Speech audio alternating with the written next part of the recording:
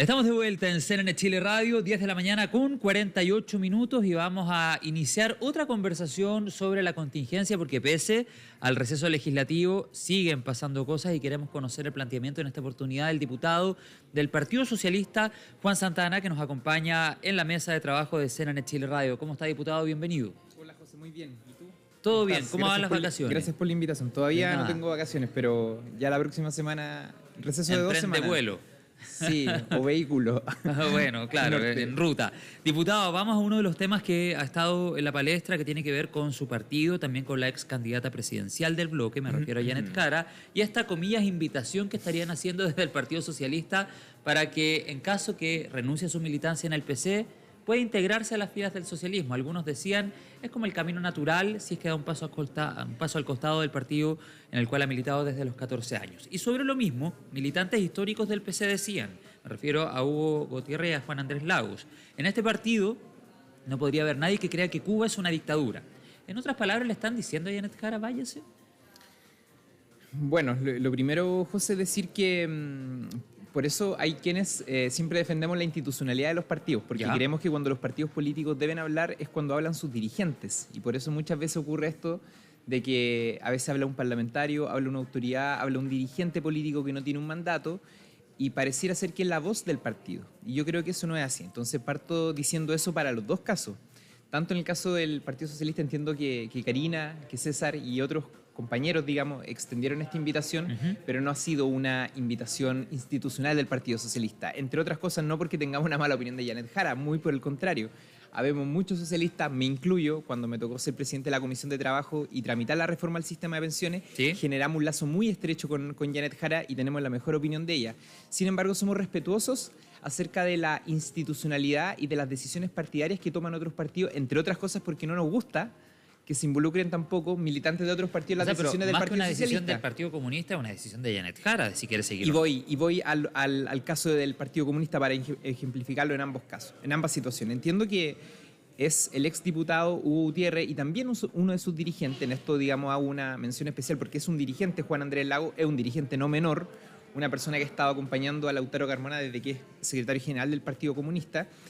Y por lo tanto habría que preguntarse si es que esa es la postura institucional del Partido Comunista, es decir, si es que es verdad de que es un partido que no acoge o que no aceptaría eventualmente a ninguna persona que tuviese un matiz o que tuviese una postura crítica respecto a lo que es el régimen político en Cuba. Pero uno lo entendería, si Lautaro Carmona viene llegando de Cuba, podría uno deducir, digamos, que por ahí va la cosa, ¿no? Bueno, hay una cuestión que yo me imagino que el Partido Comunista tiene que esclarecer, digamos, porque evidentemente es bien fuerte que se plantee esa situación, toda vez que además se ha pronunciado recientemente sobre la situación de ese país, particularmente quien fue no solamente la candidata presidencial del Partido Comunista, sino que candidata presidencial de todo nuestro sector.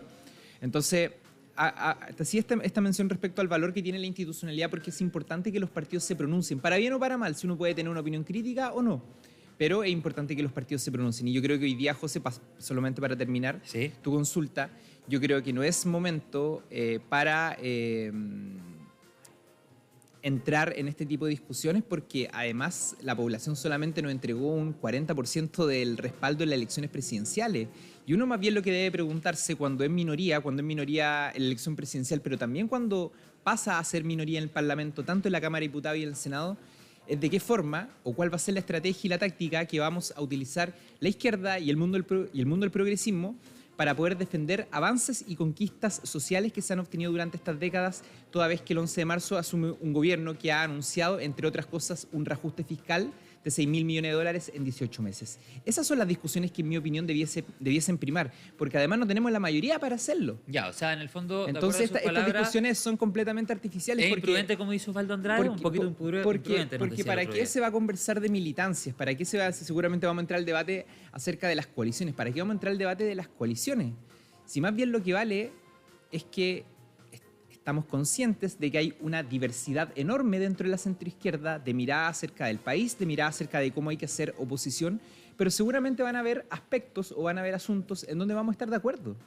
¿Qué duda cabe, por ejemplo, que debiese haber un acuerdo en defender una ley tan importante para las mujeres del país como la ley de aborto en 3 causales? ¿No? Que no solamente puede desmantelarse desde el punto de vista de presentar un proyecto de ley, que además el presidente electo ha dicho que no lo va a hacer, Pero ¿qué pasa, diputado, José? ¿Qué pasa si el gobierno decide reducir el presupuesto en una política pública como esa? ¿No termina desmantelándola? Sí, claro, se podría generar eso. Y finalmente deteriorando un servicio sanitario que para las mujeres de este país son fundamentales. Que no van a meterse en esos temas, al menos ha sido el planteamiento que han tenido en campaña y también desde que ganaron la elección. En temas legislativos. Por eso yo hago el matiz respecto a que una o muchas de estas leyes pueden terminar retrocediendo también desde el punto de vista administrativo en la reducción de presupuesto, y es una facultad que tiene el presidente de la República. Bien, diputado, bueno, por supuesto vamos a seguir muy pendientes a ese tema, pero para cerrar el tema de Janet Jara, usted decía anteriormente, hace falta una clarificación institucional del Partido Comunista para que señalen si lo que ha planteado Hugo Gutiérrez o Juan Andrés Lagos responde a un planteamiento institucional. Yo le ponía sobre la mesa también el reciente viaje de Lautaro Carmona, presidente del partido, a Cuba. Entonces uno de alguna u otra manera podría entender que el planteamiento de la mesa directiva va en esa línea. Ahora bien, cuando hacen esa referencia, ellos también la hacen sabiendo que va a generar reacciones y sabiendo, por supuesto, que Janet Jara, siendo candidata, planteó aquello que hemos estado conversando sobre Cuba, pese a que en una primera instancia había dicho que Cuba era una democracia diferente. Después tuvo matices en medio de la campaña, yo no sé si por presión partidaria, por convencimiento, bueno, eso es otra discusión. Pero por otro lado, también hay figuras del Partido Comunista que uno podría decir piensan igual que Janet Jara. Y me refiero, por ejemplo, a la actual ministra vocera de Gobierno. Yo no sé cómo pensará propiamente tal sobre este tema, pero hago el parangón con la postura que ha tenido el gobierno de Chile actual respecto a Cuba. En ese sentido, Camila Vallejo eventualmente también podría, entre comillas, quedar fuera de este Partido Comunista si es que su postura personal es la que ha defendido como vocera de gobierno. Por eso creo, se abren otros flancos también. Por eso creo, José, y yo voy a ir más allá, porque creo que no es solamente con algunos militantes del Partido Comunista, sino que esto también tiene que ver con cuán sana va a ser la convivencia que va a existir entre los partidos de la izquierda y del progresismo dentro de una eventual coalición o dentro de un eventual entendimiento. Es decir, nosotros ponemos ejes programáticos, ponemos nortes o derroteros que nosotros queremos alcanzar. Pero naturalmente, si es que en un aspecto hay una diferencia de tal magnitud que genera una distancia con el resto de los partidos, eso va a ser un obstáculo, ¿no? Y nosotros en el Partido Socialista, yo quiero decirte con toda transparencia también, hay quienes dentro de nuestra militancia tienen una visión distinta a esto. Yo creo que está esto sí muy ligado a un tema etario. En el PS también hay militantes que creen que Cuba no es una dictadura. Yo diría que no dirigentes. Lo que te trato de decir es que hay militancias a lo largo de todo el país que seguramente vivieron ese momento. Esta es una coyuntura que además, José, ha ido cambiando. Sí, claro. Cuando se inicia la Revolución Cubana era otra la situación. Pero eso no obsta de que uno hoy, 50, 60 años después, tenga una visión crítica respecto a lo que se ha ido transformando un régimen político, ¿no? Más allá, digamos, de las opiniones que uno tenga en otros aspectos. Y eso yo creo que es clave no solamente para la convivencia dentro del Partido Comunista, en la cual, insisto, no me quiero involucrar, pero también es importante para la convivencia que tengamos dentro del resto de los partidos. Porque cuando uno también quiere ser gobierno, cuando uno aspira a recomponer una coalición, los temas internacionales son parte de esa agenda. No son solamente los temas laborales, educacionales. Dentro de un programa, de una mirada de país, también están los asuntos internacionales y el irrestricto derecho a la defensa de los derechos humanos a todo nivel. Para usted es una dictadura, Cuestión sí, es una dictadura. Cuestión que ha ratificado el presidente de la República, quien yo creo que nadie podría cuestionarle la posición institucional que ha tenido el gobierno de Chile respecto a temas internacionales y particularmente a vulneraciones de derechos fundamentales de la sociedad civil en otros países como Venezuela, pero también en países como Israel, ¿no? Es decir, el presidente de la República en esto ha tenido una postura única, irreprochable. ¿Y con China? Y con China yo creo que hay una situación que es bien particular, pero sabe que no es solamente, José, del presidente de la República. ¿Cómo que hacen todos vista gorda, dice usted? Cuando todos cuestionan y se concentran en cuán democrático es el régimen político de un determinado país, claro, nadie apunta a China. Y en esto, insisto, no digo que esto sea un problema del actual gobierno.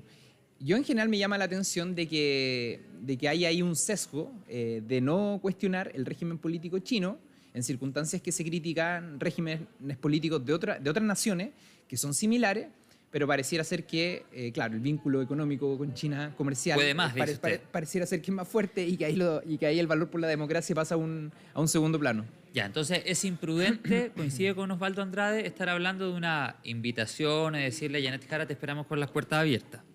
Yo no lo haría. Creo que ella tiene una militancia en un partido que ¿Pero habrá alguna conversación que se haya iniciado, aunque sea informal? No, yo lo que creo que ella tiene mucha sintonía con, o sea, uno de sus encargados de campaña, que además fue jefe de gabinete cuando ella fue ministra del Trabajo, es Jorge Millaquén, que es un compañero que es socialista, con quien se conoce desde hace mucho tiempo por aspecto y debate en materia laboral. Bueno, y trabajó con la presidenta del partido en campaña. Trabajó con la presidenta del partido y te insisto, tiene un vínculo muy estrecho con muchos de nosotros, me incluyo.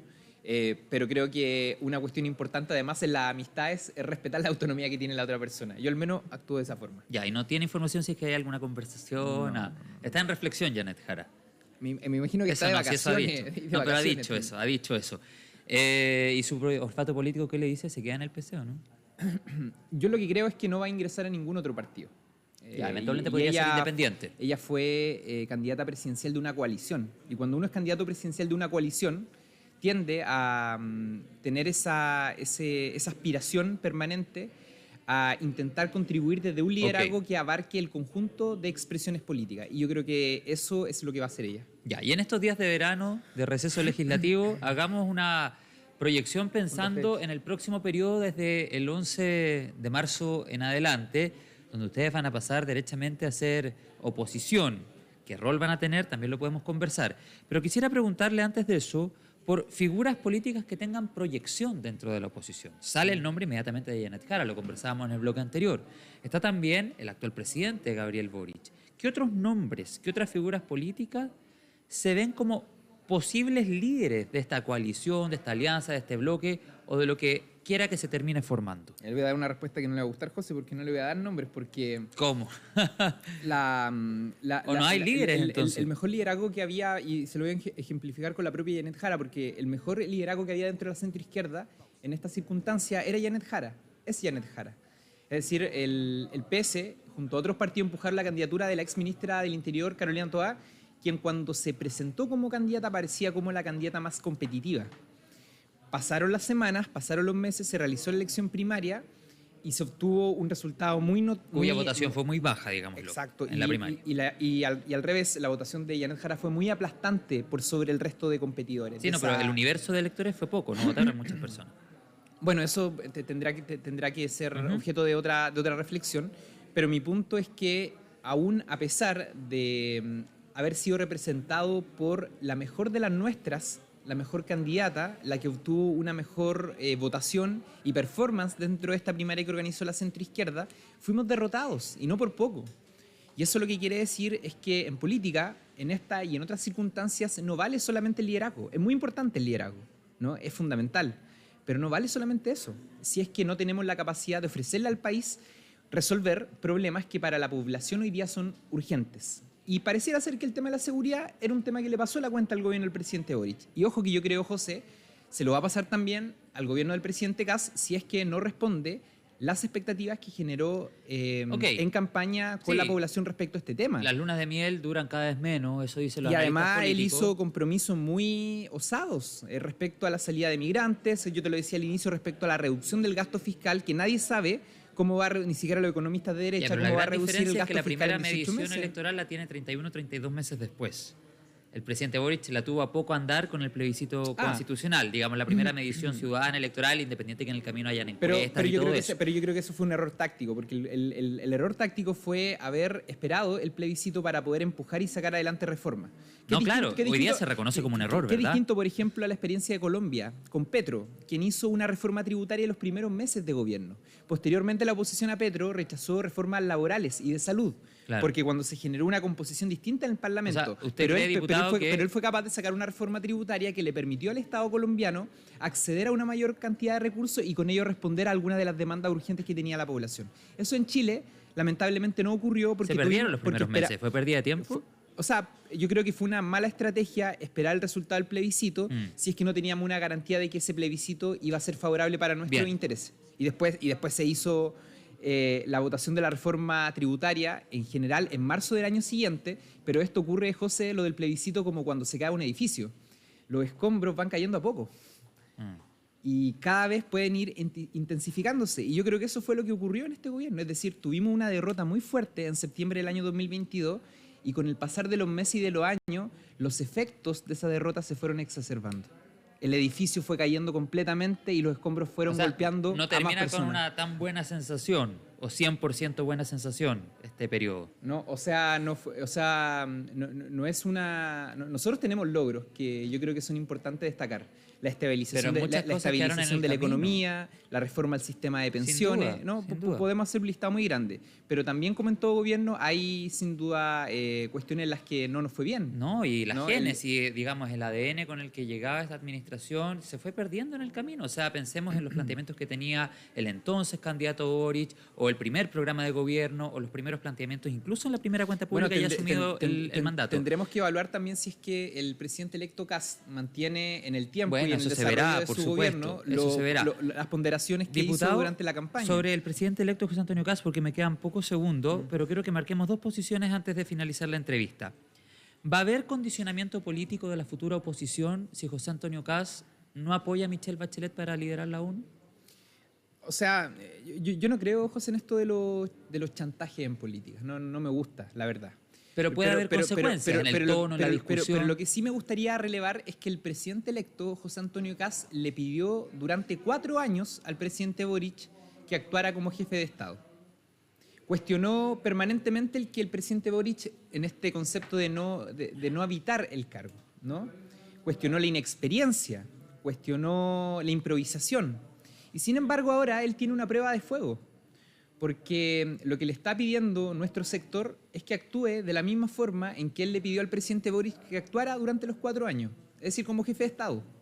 No hablándole a su barra brava, no hablándole a Orbán, no hablándole a los líderes de Vox en España, no hablándole a Meloni, hablándole finalmente al país y a los intereses que nosotros los chilenos y chilenas queremos defender. Y al orgullo que seguramente constituiría en una gran cantidad de chilenos y chilenas el que por primera vez un compatriota, y en este caso además una mujer, sea quien lidere la Secretaría General de las Naciones Unidas. Y eso me parece que tiene que ver, insisto, con lo que él le pidió al presidente Boric durante los 4 años, entonces, okay. y que ahora él va a tener que ponderar. Ahí está el llamado del diputado Santana. Si eso genera o no consecuencias políticas, si es que el apoyo no llega, lo veremos desde marzo en adelante. Y lo último, esto en 10 segundos. Composición política de la futura oposición. ¿Con el PC, con el Frente Amplio, o un camino separado y colaborativo? Con todos y más, porque si no, no somos oposición. O sea, con todos y la DC, digamos. Con todos y más. Y si en esto coincidimos en aspectos programáticos con el Partido de la Gente, bienvenido sea. ¿Y si el PPD no quiere? Bueno, vamos a estar nosotros bregando siempre para que haya la máxima unidad posible, porque además el resto es artificial. Somos minoría. ¿Qué sentido tiene para una minoría atomizarse, fragmentarse? Si somos minoría no somos capaces de defender una posición, de aprobar un proyecto de ley. Es completamente artificial una discusión de este tipo en estas circunstancias. Y sobre el PPD, la diputada Sandón me dijo que hay conversaciones avanzadas por la presidencia de la Cámara. Y a mí me ha tocado como jefe de bancada del Partido Socialista participar de las reuniones de la próxima mesa de la Cámara. Yo he participado de las reuniones con los partidos de centro izquierda. No he tenido ningún otro tipo de reuniones y yo espero que quienes son nuestros socios, que quienes son nuestros aliados en esto, prioricen el vínculo natural que hay con el mundo progresista. El llamado al PPD, mira, y la diputada Sandón me decía que las conversaciones las han tenido con el Partido por la Democracia. Se dicen gracias. Muchas cosas igual.